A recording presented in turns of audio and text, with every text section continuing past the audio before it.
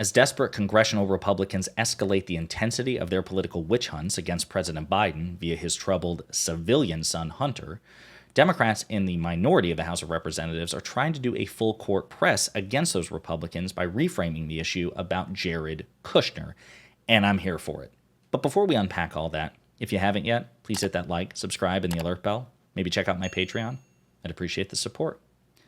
All right, folks, so we've discussed this in previous videos. I discussed this recently in a collaboration with Luke Beasley, shout out to Luke, about the ever-widening chasm between the Republicans' narrative on Joe Biden and Hunter Biden and the Democrats' narrative on Donald Trump and Jared Kushner. So, as you know, because you probably woke up today thinking about Hunter Biden because Fox News has just been whispering it into everybody's ear nonstop for years now. They just Hunter Biden. They have like Hunter Biden Tourette's. They can't help it, right? And unfortunately, Democrats have been considerably muter when it comes to talking about Jared Kushner. Now, as a reminder, Republicans are saying, listen, we oppose political corruption and nepotism. That's why we're going after Hunter Biden. Hunter Biden is the son of Joe Biden, former vice president for Barack Obama, current sitting president. Hunter Biden is troubled. He was a drug addict. He apparently illegally owned a firearm. And there are questions, genuine, legitimate questions about nepotism, him attempting to traffic his father's name for his own personal financial gain. Okay, not exactly endorsing Hunter Biden's situation here. But on the other hand, you have Jared Kushner, who was Donald Trump's son-in-law, and along with Ivanka, Donald Trump's daughter, worked in the White House under the Trump administration. They weren't just Nepo babies. They were Nepo babies given a security clearance, given access to the nation's highest intelligence, and given the power of the White House behind them to make decisions. And then after leaving office, actually during office, they made millions of dollars, according to various financial disclosures and reports.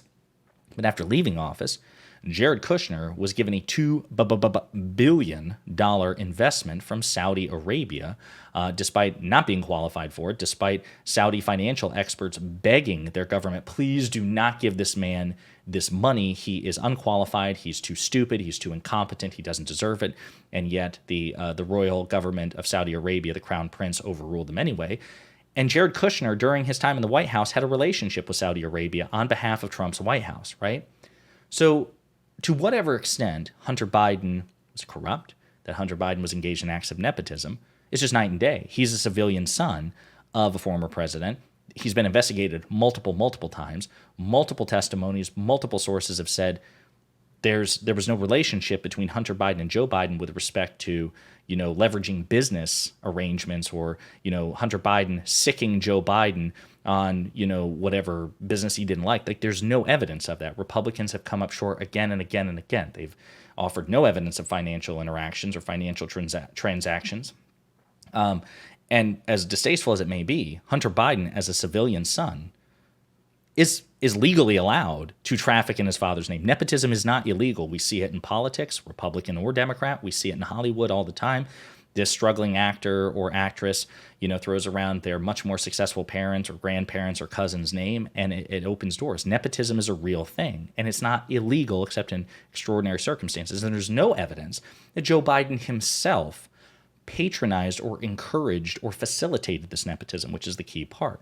So why are we focusing more on the civilian son of a president who's being investigated multiple times as opposed to the son-in-law and daughter of a president who actively worked in the White House and wielded government power? Now, that's the preamble. I want to play a clip here from one of my favorite, and should be one of your favorites if he's not already, Democratic officials, Jamie Raskin, on Chris Hayes. This is what he had to say on the matter. Well, we've been trying to get this information for more than a year, Chris.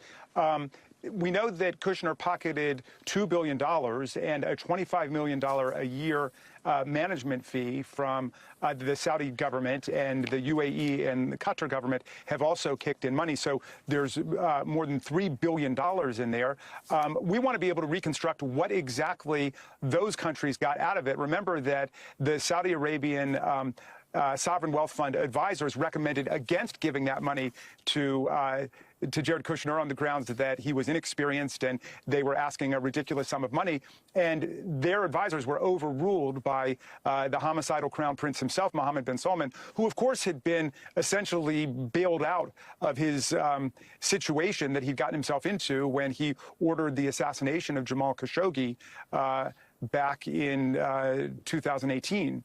So, the Trumps did a lot for them, and I think Donald Trump bragged about it, saying, in essence, he saved the prince's posterior multiple times, and he wanted to continually remind him of that. Well, we know that Jared Kushner created a business the day after the Trump administration ended, and within a few months he had brought home billions of dollars from the Saudi government. So we want all the information in the same way that the committee is going for all the information about Hunter Biden, who, after all, never worked for the government, was not in the Biden administration. He is the adult, emancipated son of President Biden. They want all that information. We should get the information about Jared Kushner, who's not just President Trump's son-in-law, but he was actually managing Middle East foreign policy at the time. So again, that's just a reaffirmation coming from the ranking leader or the ranking member of the House Oversight Committee. Again, the House Oversight Committee investigating Hunter Biden, right? So there you have Jamie Raskin trying to make the case. Now, as a reminder, James Comer, one of the two men leading the witch hunt against President Biden via Hunter Biden, has said repeatedly, actually, in rare moments of candor, he's kind of thrown Jared Kushner under the bus, most recently in an interview with Jake Tapper. I've been vocal that I think what Kushner did crossed the line of ethics, Comer said. What Christie said, Chris Christie, who has been very vocal that Jared Kushner and Ivanka Trump were extraordinarily corrupt. It happened after he left office. That's where Comer's trying to make a difference. Still no excuse, Jake, but it happened after he left office, and Jared Kushner actually has a legitimate business. This money to the Bidens happened while Joe Biden was vice president, and he was flying to those countries. So here's the thing.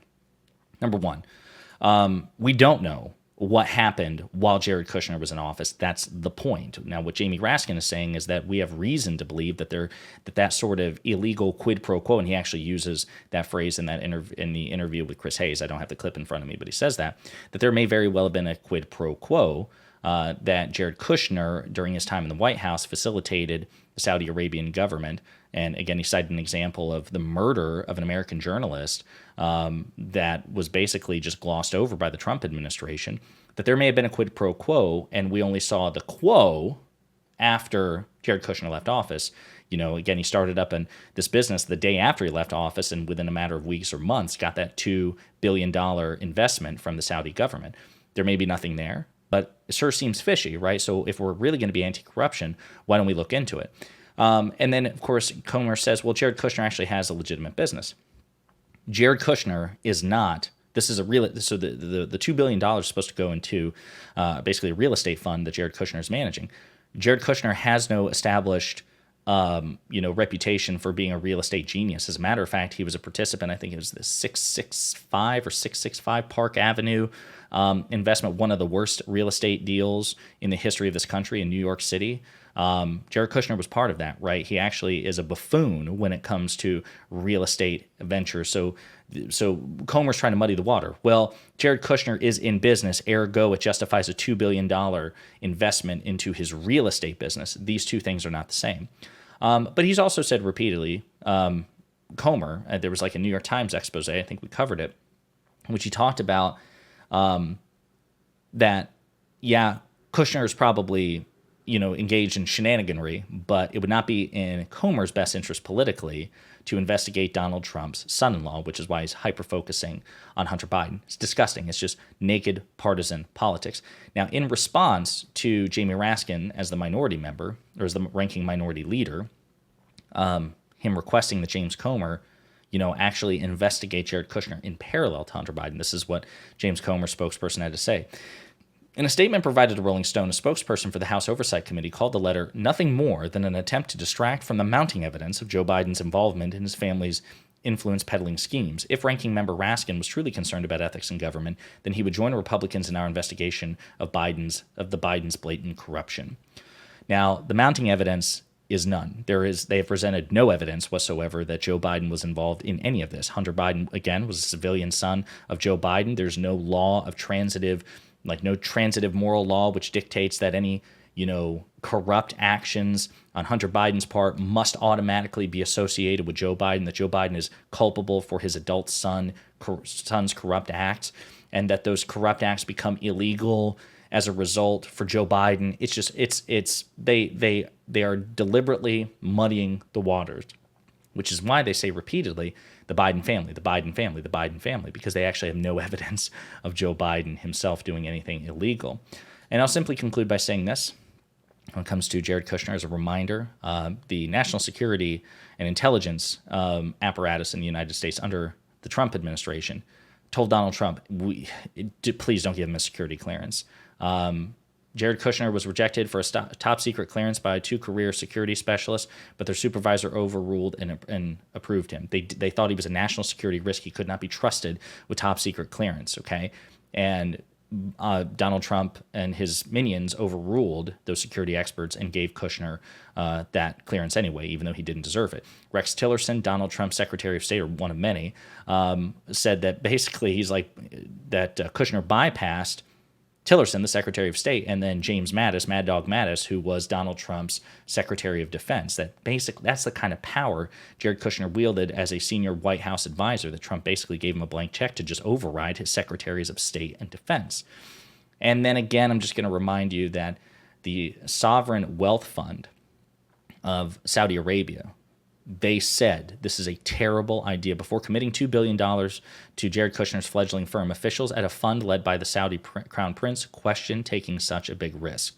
So I don't know what's going on there. It looks really bad, and perhaps a full investigation would vindicate Jared Kushner. I doubt it, right? Which is probably why Comer and others aren't looking at it so hard. But I'll just conclude with this. Anytime somebody wants to talk about Hunter Biden, because all we ever do is talk about Hunter Biden, and I'm guilty of this, right? Just trying to make the case that the GOP's case against Joe Biden is weak.